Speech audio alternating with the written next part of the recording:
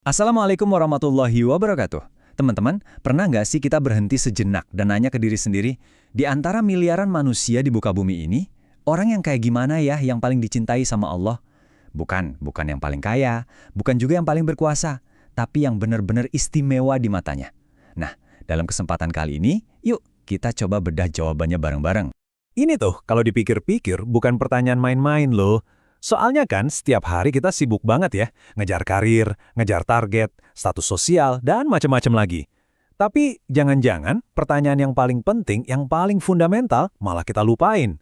Gimana sih caranya? Biar kita jadi hamba yang paling disayang sama Sang Pencipta? Dan ternyata, pertanyaan siapa sih manusia yang paling Allah cintai ini bukan cuma pertanyaan kita-kita di zaman sekarang aja. Ini tuh pencarian spiritual yang udah ada dari ribuan tahun yang lalu. Dan bagian kerennya nih, kita beruntung banget karena pertanyaan ini pernah loh ditanyain langsung ke sumbernya. Betul. Coba bayangin deh para sahabat Rasulullah SAW, orang-orang terdekat beliau ternyata punya rasa penasaran yang sama persis kayak kita. Dan gara-gara rasa penasaran mereka lah, kita sekarang jadi punya warisan jawaban yang luar biasa jelas dan jernih. Oke, kita dengerin baik-baik ya. Nah, jawaban pertama dari Rasulullah. Ini mungkin agak di luar dugaan kita nih. Ternyata, kuncinya itu bukan melulu soal ibadah personal yang kita kerjain sendiri-sendiri. Bukan itu. Justru kuncinya ada pada gimana cara kita berinteraksi dengan orang lain. Kalimatnya simple, tapi maknanya dalam banget. Jadi, jalan pintas, jalan tercepat buat dapetin cintanya Allah itu ternyata adalah dengan jadi orang yang paling berguna buat sesama. Jadi fokusnya itu langsung digeser loh. Dari yang tadinya mikir seberapa banyak ibadahku buat diri sendiri, jadi seberapa besar sih manfaatku buat orang-orang di sekitarku. Terus, bermanfaat itu yang kayak gimana sih? Apa kita harus jadi pahlawan super dulu, gitu? Atau harus ngelakuin hal-hal yang gede banget? Ternyata, nggak sama sekali. Rasulullah ngasih kita contoh-contoh yang konkret, yang nyata, yang bisa kita lakuin, ya setiap hari. Coba deh kita lihat, praktis banget kan ajarannya? Nggak muluk-muluk. Cuma dengan misalnya nih, bikin orang lain senyum, bikin hati mereka senang, atau bantu ngilangin kesusahan mereka. Mungkin bantu bayarin utangnya, atau bahkan sesimpel mastiin tetangga kita nggak kelaparan malam ini.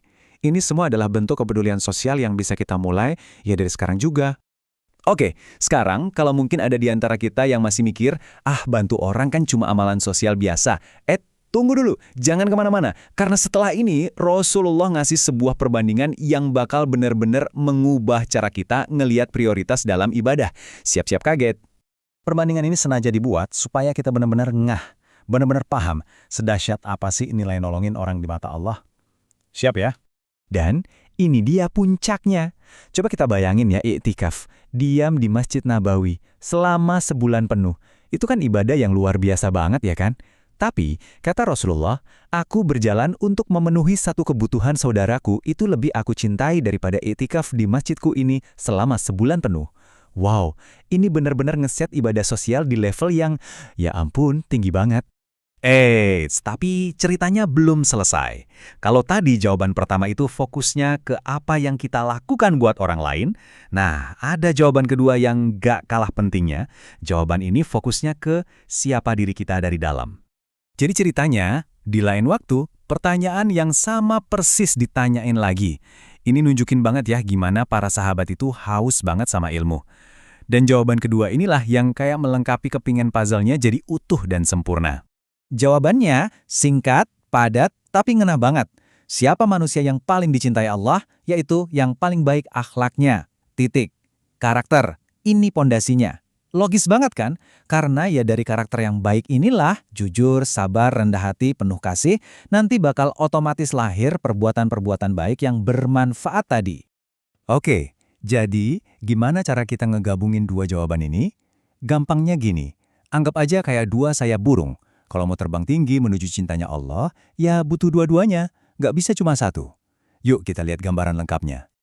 Nah, ini dia. Jadi jelas banget kan sekarang, menjadi paling bermanfaat itu adalah pilar aksi sosial kita, apa yang kita kasih keluar. Sementara, punya akhlak paling baik itu pilar karakter personal kita, kekuatan kita dari dalam.